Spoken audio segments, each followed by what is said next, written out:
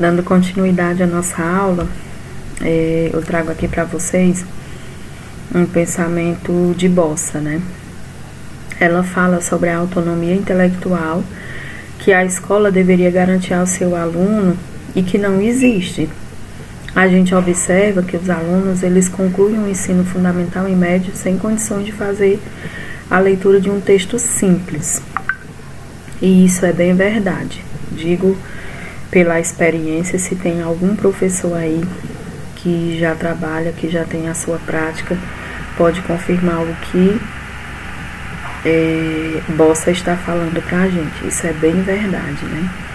Eles não compreendem as 4 operações fundamentais de forma que elas possam ser utilizadas na vida cotidiana.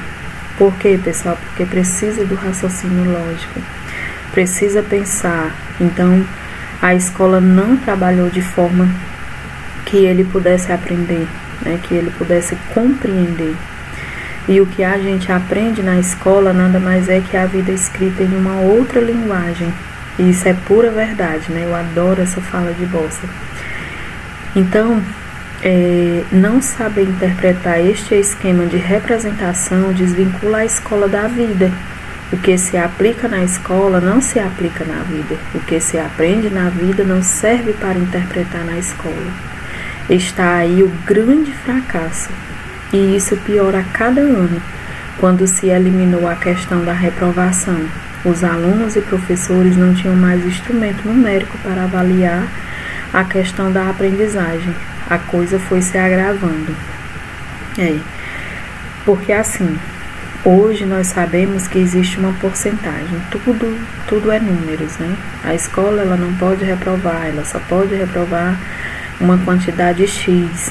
E às vezes, a aprendizagem da criança e a aprendizagem do aluno, ela não é levada em consideração nesse momento, mas sim os números, né?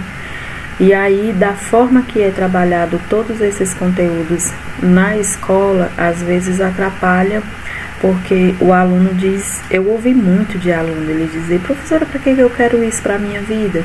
E aí, Bossa diz claramente para a gente aqui, né, o que a gente aprende na escola nada mais é que a vida é escrita em uma outra linguagem. Então, eu ia explicar para eles, olha, você vai precisar, porque vai existir situações em que você vai precisar interpretar, vai existir situações que você vai precisar entender, e se você compreender aqui, vai ficar mais fácil de você resolver lá, né? E é exatamente o que Bossa coloca pra gente. Continuando, nós vamos entender aqui os estudos sobre o fracasso escolar. Eu trago para vocês aqui Pato, que ele vai esclarecer. Ele diz assim, é importante pontuar que o fracasso escolar surgiu a partir do momento que a grande maioria dos brasileiros passou a formar as classes de trabalhadores rurais e urbanos, que passaram a ter acesso à escola pública e gratuita.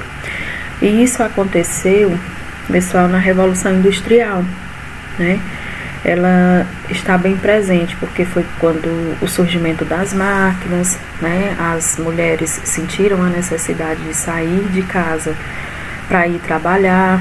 Algumas empresas, a revolução das máquinas, algumas empresas, elas tinham as mães poderiam levar as crianças para lá, porque tinha não era aquele ambiente propício, né, mas tinha como deixar a criança lá, enfim, então tudo isso foi se modificando. Então, eles passaram a ter esse acesso à escola pública e gratuita, porque era uma forma de você deixar o seu filho para poder ir trabalhar, né? Então, o Pato vem dizer para a gente o seguinte, que o fracasso escolar das crianças das classes populares é feito de uma sequência de ideias, que em linhas gerais pode ser assim resumida, na virada do século XX, né? Explicações de cunho racista e médico. E lá, 1930 a 1970, explicações de cunho racista e médico. A partir dos anos 30 até meados dos anos 70, as explicações de natureza biopsicológica, que eram os problemas físicos, e sensoriais, intelectuais e neurológicos, emocionais e de ajustamento, nesse caso dos primeiros anos da década de 70 até recentemente, mas ainda predominantes nos meios escolares, a chamada teoria da carência cultural, nos termos em que foi gerado nos Estados Unidos, nos anos 60, no calor dos movimentos reivindicatórios dos negros e latino-americanos e como resposta oficial à questão. E aí nós temos 1977, que é o marco na mudança do enfoque. Após tantos anos no predomínio da busca das causas das dificuldades de aprendizagem escolar, nas características psicossociais do aprendiz. Então, a gente tem aqui esse pensamento, ele traz essa ideia para a gente. Muito importante que a gente leia um pouco mais sobre essa ideia de Pato, tá certo? Que eu trouxe aqui, a gente faz aqui só uma pincelada, mas é muito importante que vocês leiam, se aprofundem um pouco mais. Mais estudos sobre fracasso escolar. O livro A Produção do Fracasso Escolar, Histórias de Submissão e Rebeldia, escrito pela psicóloga e doutora em Psicologia Escolar e do Desenvolvimento Humano pela Universidade de São Paulo, a USP, Maria Helena Souza Pato, reeditado na 4ª edição da Revista Ampliada pela editora Intermeios, foi lançado pela primeira vez em 1990. A obra ela produziu grande impacto nas discussões sobre o tema, suscitando interesses e servindo de preferência para os pesquisadores em educação, pelos psicólogos, escolares, professores, diretores, entre outros. Na presente obra, Pato desenvolve reflexões conceituais importantes que nos ajudam a compreender o fracasso escolar sob uma outra perspectiva. Então, quando eu trago esta reflexão de Pato, é para que vocês compreendam a revolução que ela fez com esses pensamentos, Vejam aí que ela traz como é que eu posso colocar para vocês? Ela traz aí discussões sobre esse tema que veio realmente mexer, com a população na época. Por isso que eu digo para vocês pesquisarem um pouco mais sobre esse pensamento de Pato. Ela ainda discute, como a reprodução das teorias e ideias europeias na descrição das características dos sujeitos, que aí eles vão ganhando espaço entre os escritores brasileiros, servindo mais para naturalizar as desigualdades sociais do que para elucidar o problema do fracasso escolar. Uma destas ideologias, compatibilizada pelo meio intelectual do país, foi a teoria de raças, na qual as desigualdades sociais são justificadas a partir de termos raciais, que aí vocês podem ver, que são as raças, o darwinismo e a carência cultural, Vamos só compreender um pouquinho mais sobre esse assunto, que até os anos 70 houve um predomínio das explicações das causas desse fracasso escolar, em função das características biológicas, psicológicas e sociais do aluno, em detrimento à explicação que considerava os aspectos estruturais e funcionais do sistema de ensino como determinante desse fracasso. Vejam aí que até esse tempo era determinante, a explicação era o quê? Os aspectos culturais e o sistema de ensino. Pronto, nesse momento aí já era determinante para o fracasso escolar. O termo social, ele era empregado no sentido do déficit cultural. O déficit cultural dos usuários das escolas públicas, não contemplando a relação com a estrutura na qual se organiza essa sociedade. Então, os psicólogos educacionais, na formação psicanalista, psiconeurológica ou cognitivista, eles perderam de vista a dimensão pedagógica do processo.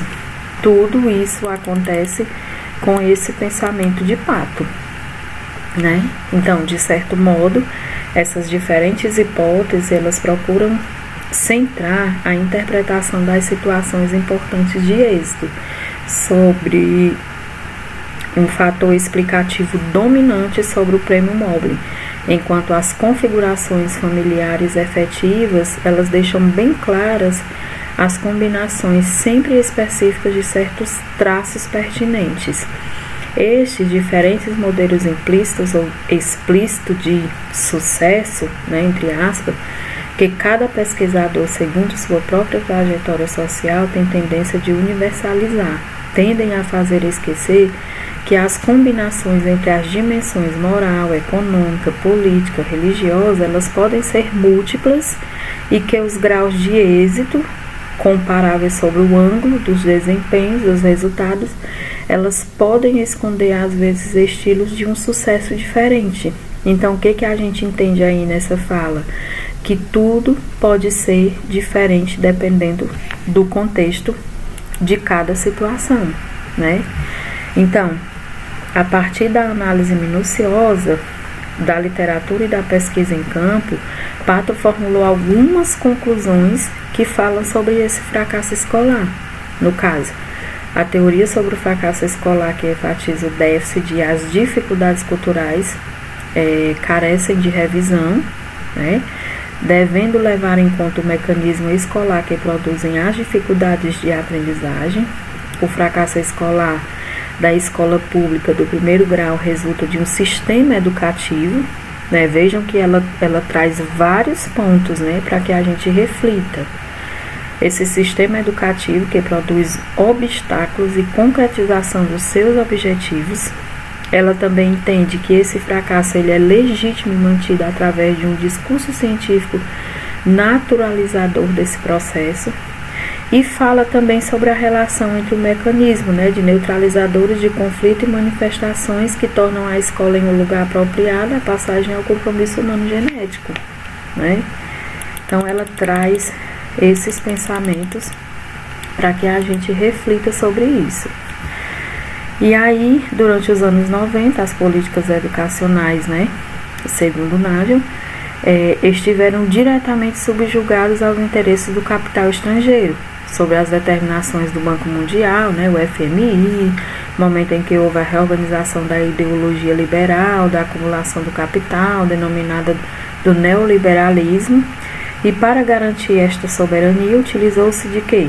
As diretrizes educacionais de palavras-chave como desregulamentação, descentralização e flexibilização. Vejam que com essas palavras muita coisa vem mudar, né? E as quais visavam estimular a autonomia, a liberdade, a independência, a iniciativa, a criatividade, né? Desencadeando o quê? O esvaziamento de conteúdos da escola pública. E isso atrapalhou demais, né? E isso fez com que o fracasso escolar ele ficasse muito mais presente, vamos dizer assim, né? E aí eu trago aqui mais alguns estudos, né, mais alguns autores. Eu peço que vocês leiam um pouco mais sobre eles, sobre a ideia que eles trazem para que a gente reflita um pouco mais sobre esse assunto, tá certo? Nosso tempo aqui é pouco, mas eu espero que vocês leiam. Eu trago mais ideias aqui para que vocês confrontem a ideia de Pato, para que vocês confrontem a ideia de outros autores que eu vou estar disponibilizando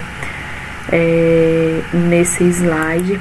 E aí vocês vão compreender um pouco mais sobre esse fracasso escolar, o porquê que ele existe, né? A gente já viu aí várias situações como ele existe e como a gente chega até a ele para que resolva a situação. Que situação é essa? A grande dificuldade de aprendizagem que nós encontramos, né? Diagnosticar, estudar sobre aquela dificuldade ou transtorno e deixar que cada profissional faça a sua parte, né? E isso é muito importante, fazer a sua parte enquanto profissional. Estudar, se especializar, mas que você não pode sair dando diagnóstico assim à torta e à direita, né? Vamos esperar a vez de cada profissional, porque se você não tiver sensibilidade e estudo, a gente acaba fazendo o que não é para fazer, né? Então é muito importante que a gente compreenda dessa forma, tá certo, pessoal? Bons estudos, espero que vocês tenham gostado, né, das nossas aulas, tenham realmente pesquisado. Nosso tempo aqui, ele é bem curto, mas eu espero que vocês estudem mais, procurem mais, busquem mais, tá certo? E até a nossa próxima aula. Tchau!